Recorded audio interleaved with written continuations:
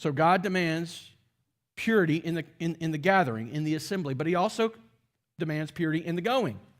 Here, Moses says, he opens it, and he says it, when you are encamped against your enemies, you shall keep yourself from every evil thing. So just because two illustrations come that follow that, doesn't mean that, hey, these are the only two purity laws or the only two purification rituals that you got to follow. No, every purification, every law, every command. So get the picture of this. So God is saying, when you come together with me and you come to be before me in my presence, there is a level of purity that I expect. When you're living in your home, because this goes back to Leviticus, all the purification rituals and all the when you're doing this, when you're living your life day to day in your house and in your neighborhood, there's these purification things. And you know what? It doesn't just stop there, but even when you go out of the town, even when you go out and you're standing against another nation in another place, follow these purification examples. In your gathering and in your going, be pure.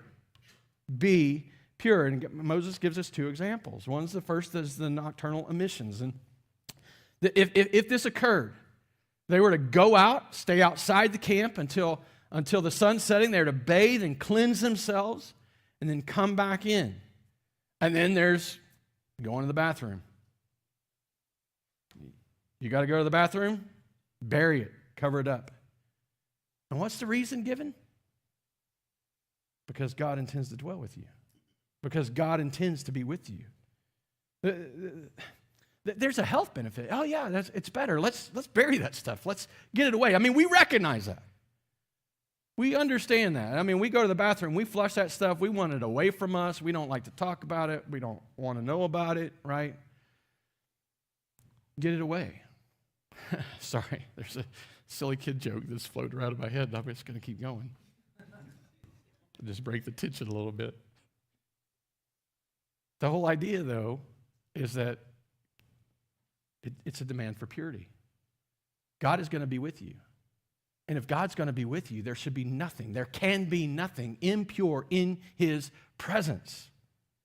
Because God intends to dwell with his people, they must maintain their purity in their gathering and in their going, in every aspect of your life. And I hope by now you're already beginning to feel the weight of that. Not because I want you to keep holding the weight of that, but because I want you to just recognize the weight of that.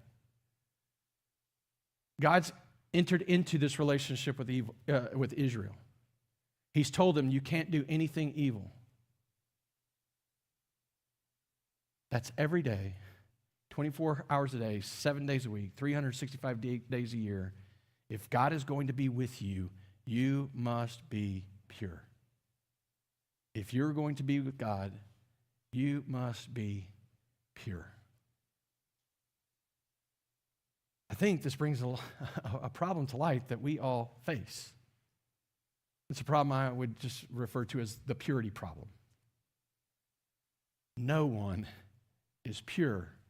No, not one. None of us are righteous. No, not one. The things that come from us, the things that we produce, the things that we give ourselves to and pursue, and all of we make things impure just by the simple fact that we're involved with them. That's why there's this corny little saying about, well, if you ever find the perfect church, you better not join it, right? Because you'll ruin it.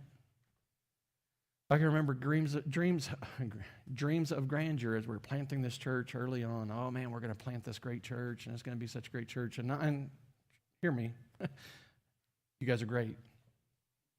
But this is not the perfect church. That church doesn't exist. If it did, we would all have to leave. And I'm saying that gently, but I live with you. I know your poop stinks too. And I'm only using that reference because it's the reality. It is the reality. We are faced with this problem, a purity problem. And it's not just that we're impure. The impure can't make themselves pure. They can't become pure on their own.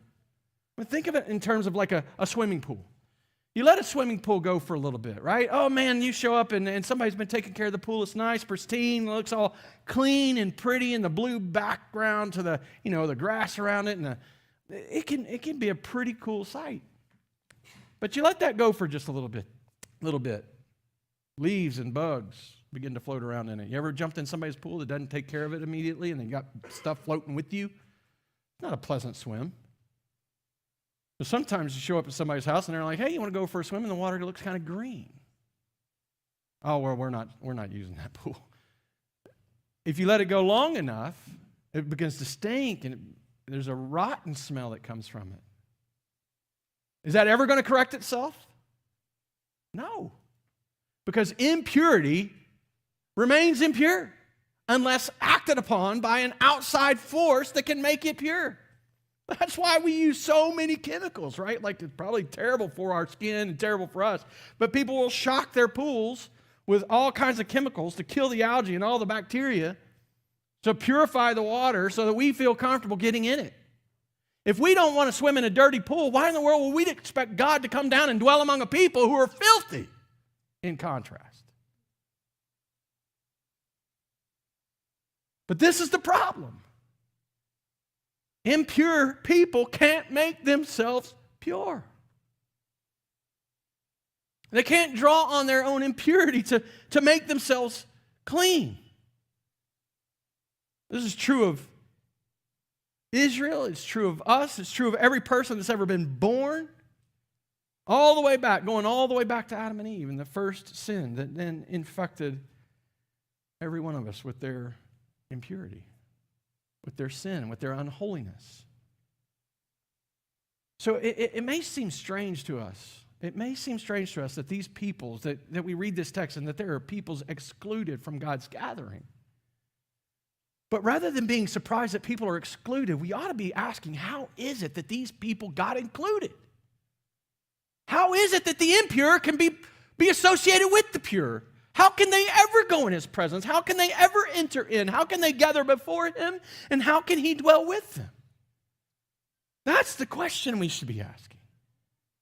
Because this is the problem.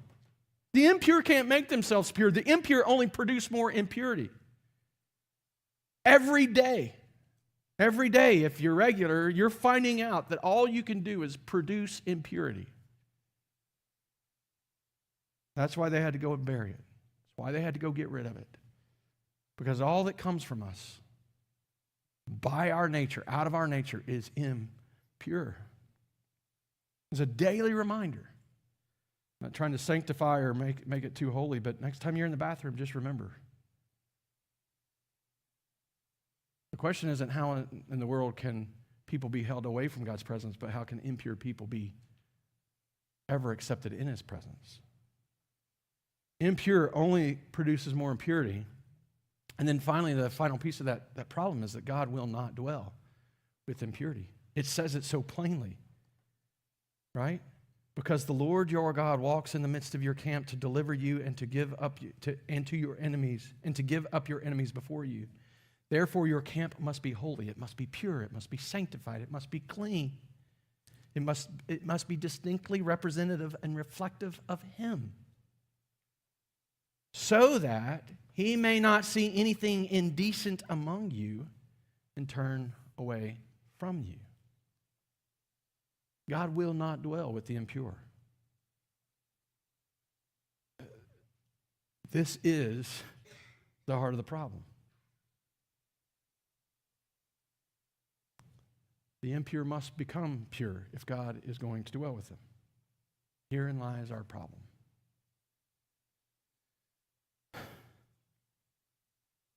But already in these passages, we're getting a glimpse that something has been done.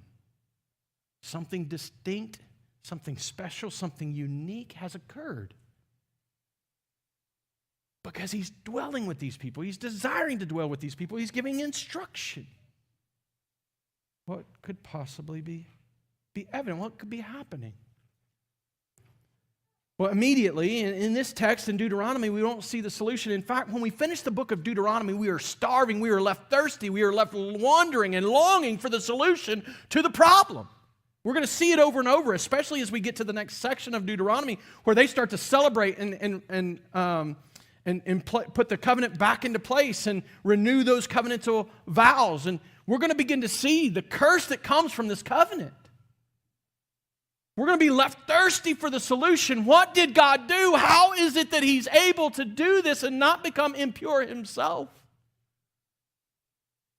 And we don't really get that solution until we get to the New Testament, when we meet Jesus Christ in His sinless life, sacrificial death, and His victorious resurrection, where purity is provided. You see, that the Bible teaches us, the New Testament teaches us in Matthew chapter 17 that Jesus came not just to fulfill the prophets, but to fulfill the law, to not do away with them, but to show them complete, to bring them to their end, to bring them to a place where He is the one who obeyed them fully. He never did any evil thing.